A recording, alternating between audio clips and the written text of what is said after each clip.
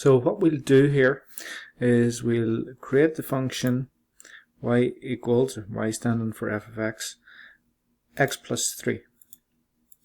Okay, and to choose some values that are close to 2, what we'll do is we'll go to table setup. Now you can see table setup is the second function on the window key, so hit second and table setup, and you'll probably get something that looks like this. Now the numbers that you have here may be different, but we're not going to worry about them at all. The only thing that we want to change here is we want to make sure that the independent option is set to ask. Okay, so let's come down to that line and move over to ask, press enter on ask, and that will allow us input our own x values into the calculator, and the calculator will then return y values. So let's go and look at the table. We've hit second, and to get the table, it's the second function under the graph key.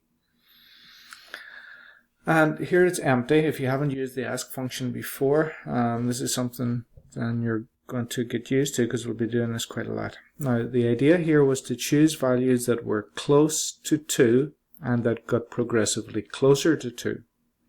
So let's say we begin with 1.9, just to give us a number that's in the ballpark. And when x is 1.9, the value of the function is 4.9.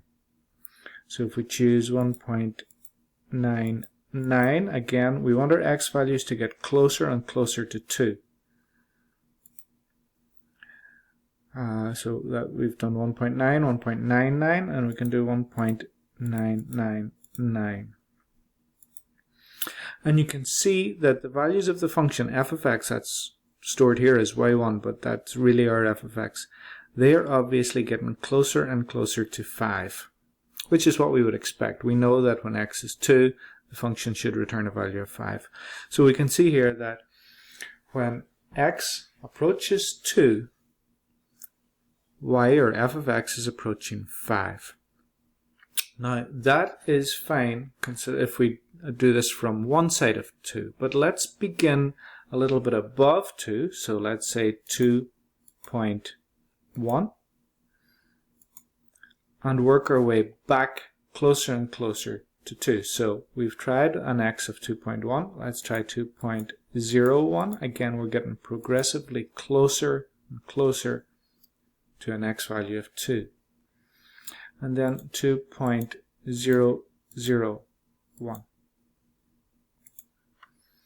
And again, if we look at those values, 2.1, 2.01, 2.001, the corresponding f of x, the corresponding function values, 5.1, 5.01, 5.001, again, they're getting closer to a function value of 5. Now you might say, why don't you do the obvious simple thing and just plug in an x value of 2?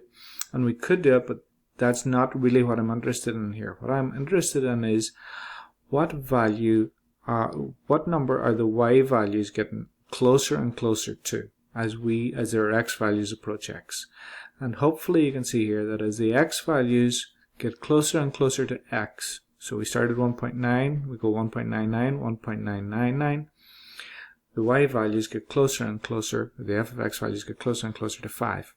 The same if we start above an x value of 2, if our x is 2.1 and then we change it to 2.01 and we change it to 2.001, our f of x values 5.1, 5.01, 5.001, again they're getting closer and closer to 5.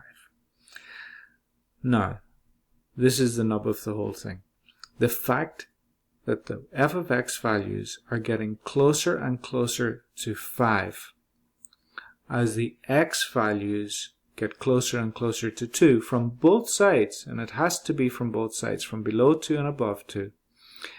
If that's happening, then we say the limit of the function f of x